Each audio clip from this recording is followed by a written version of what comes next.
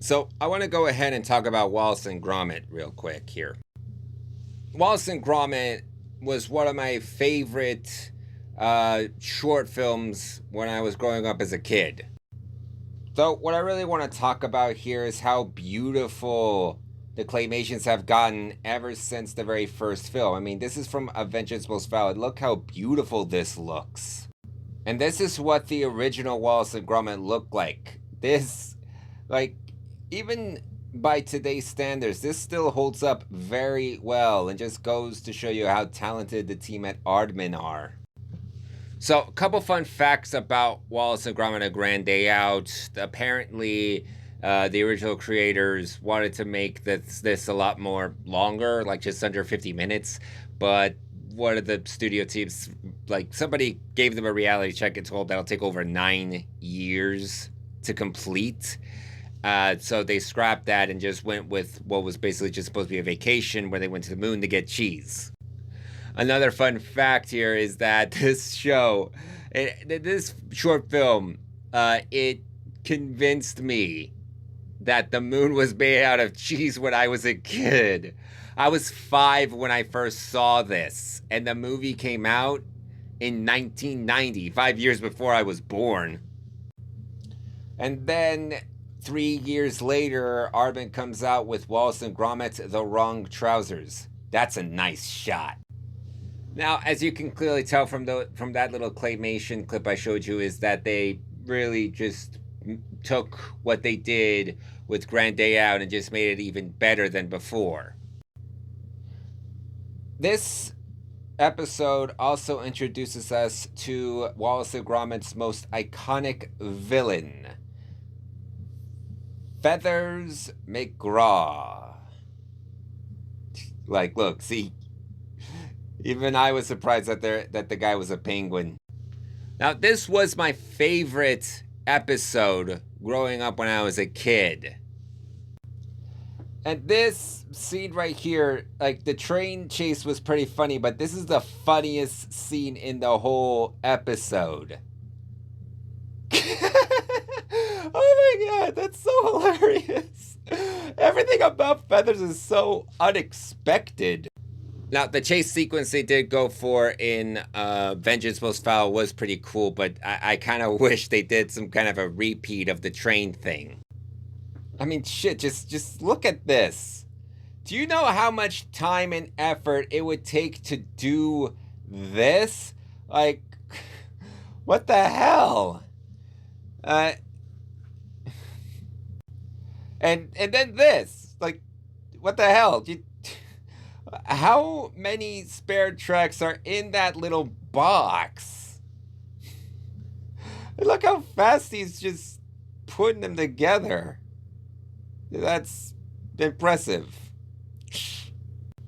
Then, around 2 years after that, in 1995, which is the 5th year anniversary of Grand Day Out, we get Wallace and Gromit: A Close Shave. In addition to improving visually and animation-wise, this film also introduces us to Shaun the Sheep. In fact, Shaun the Sheep himself became so popular he got his own TV series, as well as a reboot and several short films you can see on Netflix. I mean, in Vengeance Most Foul, we even get a little crossover. Though in Close Shave, back to Close Shave, it actually also has a much darker tone compared to the last two. The plot of Close Shave centers around this dog named Preston having some kind of big plot that involves stealing a bunch of sheep. But then it gets darker as he decides that he wants to not just turn them, not just to get the wool, but also turn all the sheep into dog meat. And quick spoiler here.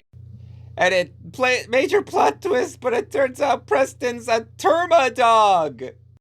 So after Wallace and Gromit successfully defeat Preston, they end up starting a pest removal company called Anti-Pesto in Wallace and Gromit: Curse of the Were-Rabbit. I cannot remember where I saw the movie. I swear I had it somewhere, but it's just not here. I don't know what streaming service I used, but it was pretty funny though. So the plot of this one though centers around Wallace's obsession with cheese and how it's affecting his health. So he tries to find a shortcut by brainwashing some rabbits with his anti-veggie thoughts.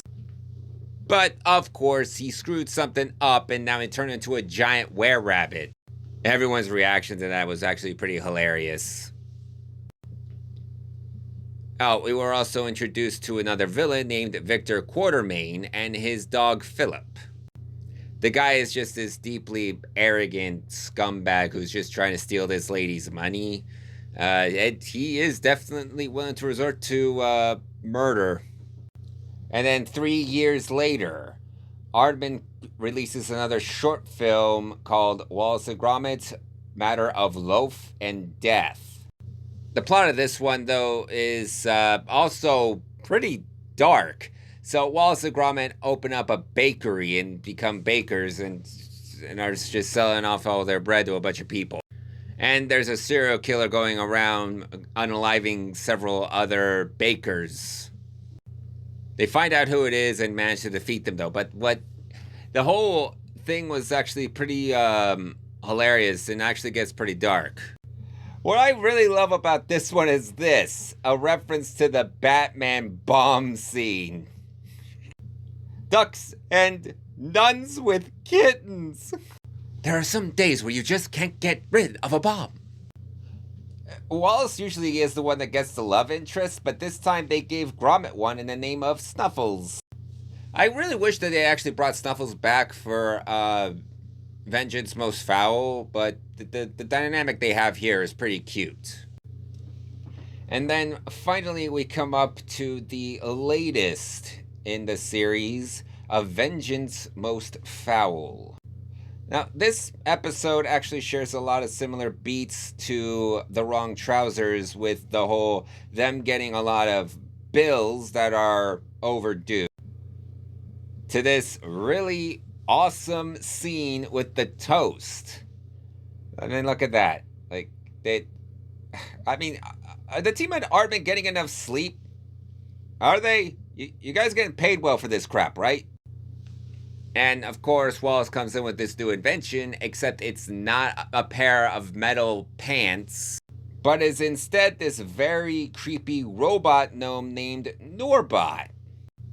I feel like that the whole theme behind that one was to introduce the dangers of AI and how it can be used for harmful, but at the same time, in the right hands, it can be used for good. Though they did leave it open for the possibility of another sequel with Feathers getting away. He didn't get the blue diamond in the end, but he's still out there and is still capable of causing trouble. So yeah, that's like everything about the Wallace and Gromit franchise that I can say. It was a very key part of my childhood, and I still enjoy it to this day.